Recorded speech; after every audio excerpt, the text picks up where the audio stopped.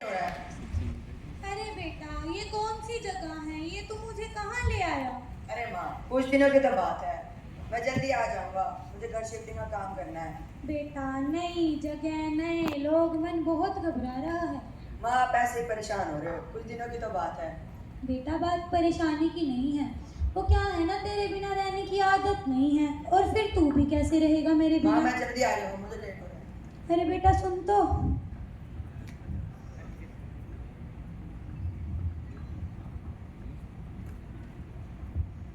अरे हमारे आश्रम में नई वृद्धा कौन है? मैंने अभी अभी देखा है, इसका बेटा इसे यहाँ छोड़कर चला गया। बेचारी बहुत दुखी लग रही है। हाँ बहन, तुम सही कह रही हो। अरे वंदना जी, इनसे जाकर पूछिए कौन है। नमस्ते बहन, मेरा नाम वंदना है, ये कीर्ति जी है और ये शर्मा जी हैं। नमस्ते बहन जी। नमस्ते भाई साहब। मेरा नाम शारदा है। मैं यहाँ कुछ दिनों के लिए रहने आई हूँ। वो क्या है ना, मेरा बेटा घर शिफ्टिंग में लगा है। मेरी देखभाल के लिए कोई नहीं था, इसलिए मैं यहाँ आ गई। तो क्या काम करता है आपका बेटा? बहुत बड़ी कंपनी में काम करता है।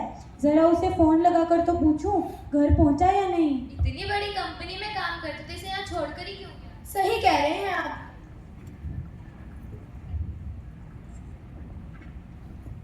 हेलो बेटा। हाँ माँ, अभी मैं मीटिंग में बिजी हूँ, बाद में फोन करता हूँ। बेटा, मैंने ये पूछने के लिए फोन किया था, तूने खाना खाया? अरे, फोन काट दिया।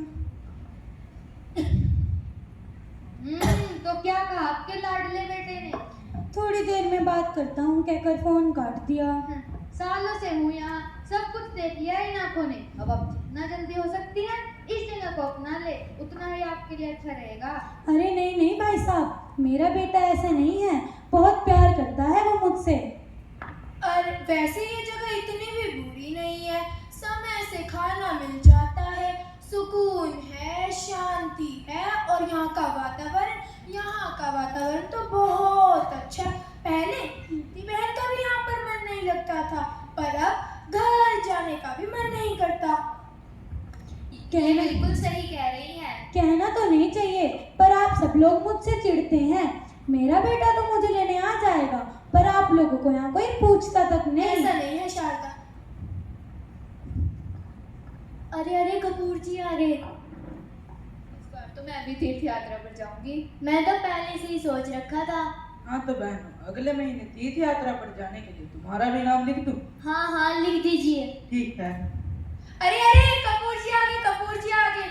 इस बार तो मैं भी तीर्थ यात्रा पर जाऊंगी। मैं भी जाऊंगी। अरे भाई साहब, ये शख्स कौन है जो इन बहनों के नाम लिख रहे हैं? अरे ये तो कपूर जी हैं। नमस्कार बहन। नमस्ते भाई साहब। अरे भाई साहब, ये पेन कॉपी लेकर कहाँ घूम रहे हैं आप? मैं अगले महीने तीर्थ यात्रा पर जाने वाले यात्रियों के नाम लिख रहा हूँ। आप कहेगा कभी लिख दूं? तीर्थ यात्रा, सही याद दिलाया। तीर्थ यात्रा पर तो जाना है, पर मेरे बेटे ने मुझसे वादा किया है कि वो मुझे सारे तीर्थ घुमाएगा, और वैसे भी अगले हफ्ते तो मैं घर जाने वाली हूँ। एक हफ्ता तो कहीं दिनों से चल रहा है। क्यों कपूर जी, सही कह रही हूँ? सही कह रहे हो। 10 दिन बाद जब शारदा जी को अपने बेटे की याद आती है तो वो उसे फोन करती है। हेलो बेटा। हाँ माँ। अरे बेटा, 10 दिन हो गए, कब आएगा तू मुझे लेने? माँ, वो क्या है ना कि आपकी बहू की तबीयत खराब हो गई थी, इसलिए उसे अस्पताल लेके जाना पड़ गया था। अरे क्या हुआ है बहू को? आजकल उसके सर में दर्द रहता है। बेटा, अपना और बहू का ख्याल रखना, मैं तुम्हारी प्रतीक्षा करूंगी। 6 हफ्ते बाद जब शारदा जी अपने बेटे के लिए स्वेटर बना रही थी। इसे लगता है कि इसका बेटा इसे लेने आएगा। जाकर एक बार देखे तो सही, वो कर क्या रही है। जरा देखती हूँ। और शारदा बहन, क्या कर रही हैं आप? ये अपने बेटे के लिए स्वेटर बनूंगी है। अरे वो क्या है ना, सर्दियाँ आने वाली हैं, अपने बेटे के लिए स्वेटर बना रही हूँ। जब वो मुझे लेने आएगा तो वह ये स्वेटर देखकर बहुत खुश हो जाएगा। बेकार के सपने देखने छोड़ दीजिए शारदा जी। अरे मेरा बेटा ऐसा नहीं है, आप बेकार की बातें कर रहे हैं। मेरा बेटा मुझसे बहुत प्यार करता है। आप ये उम्मीद पाना छोड़ दीजिए शारदा जी कि आपका बेटा आपको लेने आएगा। मेरा बेटा ऐसा नहीं है, बस वो क्या है ना, मेरी बहू की थोड़ी तबीयत खराब हो गई थी, बस इसलिए नहीं आ पाया मुझे लेने।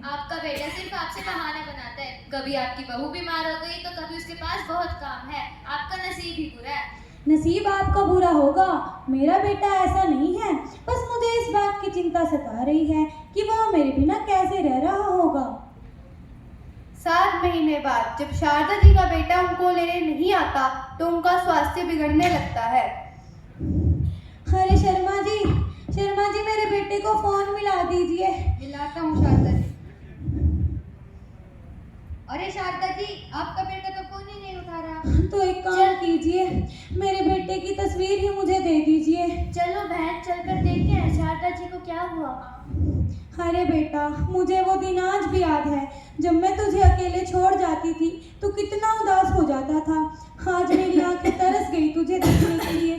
तूने एक बार फोन तक नहीं मिलाया। शारदा जी, अपने आप को संभालिए। अरे शारदा जी को क्या हुआ? अरे क्या हुआ? अरे कोई शारदा जी के बेटे को फोन करो। अगर उसका 1 हफ्ता पूरा हो गया हो तो अपनी माँ को ले जाए यहाँ से। छी, घिन आती है उन बच्चों पर। अपने माँ बाप को यहाँ परायों की तरह छोड़ जाते हैं। उन्हें इस बात का भी एहसास नहीं होता कि उनके माता पिता के ऊपर क्या बीती होगी। शारदा पहली नहीं थी जिसके साथ ऐसे हुआ। ना जाने हमारे देश में कितने बच्चे अपने माँ बाप को यहाँ वृद्धाश्रम छोड़ जाते हैं। माता पिता से बढ़कर कोई भगवान नहीं और उनके कर्ज को चुका पाना आसान नहीं। प्यारी माँ पर जिसने बातें 1000 लिखी हैं, उसकी माँ भी वृद्धाश्रम में बीमार पड़ी है। तो देखा आप सभी ने किस प्रकार ये बच्चे अपने माता पिता को वृद्धाश्रम में छोड़ जाते हैं।